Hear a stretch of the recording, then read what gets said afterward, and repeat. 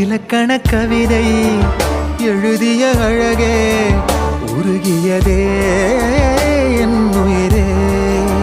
உனதிரு விழிகள் இமைத்திடும் பொழுதில் பகலிரவு உரைகிறதே. இதயம் கேட்குதே என் காற்றாக கனவாக கை வீசும் காதல் இவள் யாரோ.